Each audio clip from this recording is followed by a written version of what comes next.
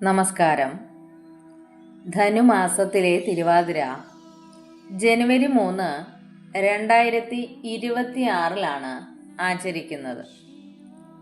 ഭഗവാൻ ശ്രീ പരമേശ്വരൻ്റെ ജന്മനക്ഷത്രമാണ് തിരുവാതിര നാള്. തിരുവാതിര നാളിൽ പാർവതി പരമേശ്വരന്മാരുടെ അനുഗ്രഹത്തിനായി ഭക്തർ വ്രതവും മറ്റ് ചടങ്ങുകളും അനുഷ്ഠിക്കുന്നു.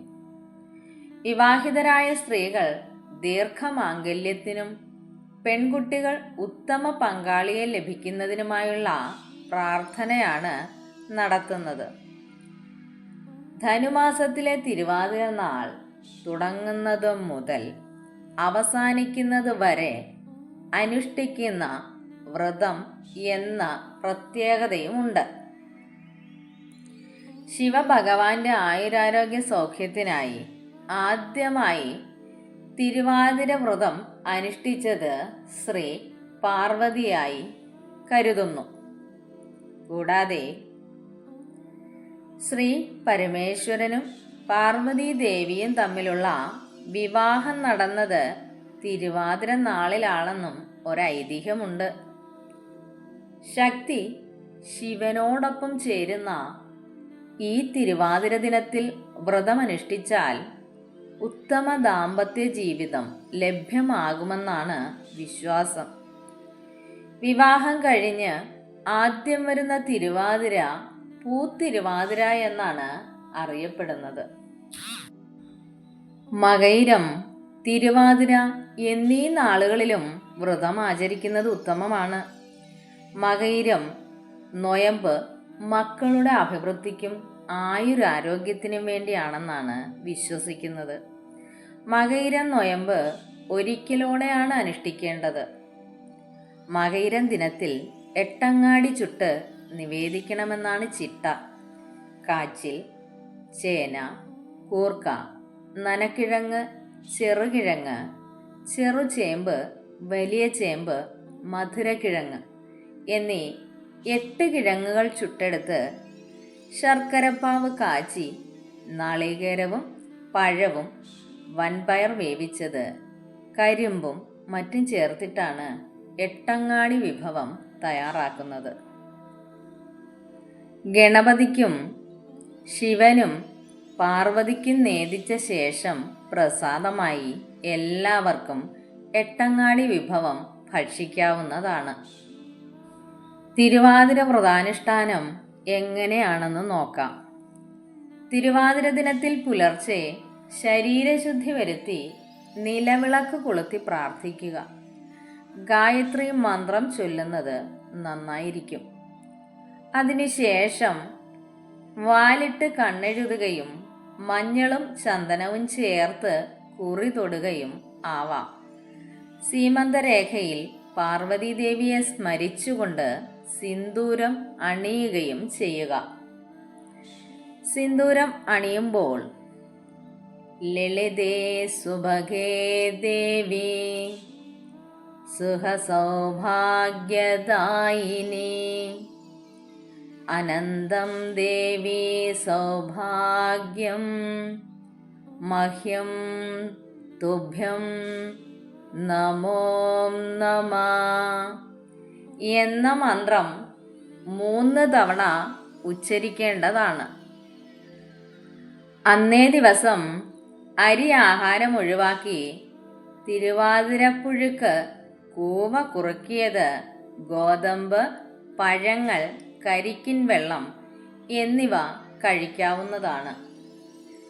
പഞ്ചാക്ഷരി മന്ത്രം, പഞ്ചാക്ഷരി സ്തോത്രം, ശിവപുരാണം, ശിവ സഹസ്രനാമം എന്നിവ പാരായണം ചെയ്യുന്നത് ശിവപ്രീതിക്ക് എളുപ്പമാർഗമാണത്രേ.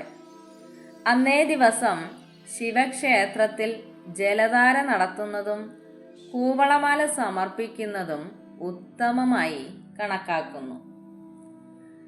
ഭാര്യാഭർത്തൃ ഐക്യം വർദ്ധിപ്പിക്കുവാൻ 108 തവണ ഓം ശിവശക്തി ഐക്യരൂപിണ്യൈ നമഃ എന്ന് ജപിക്കണം.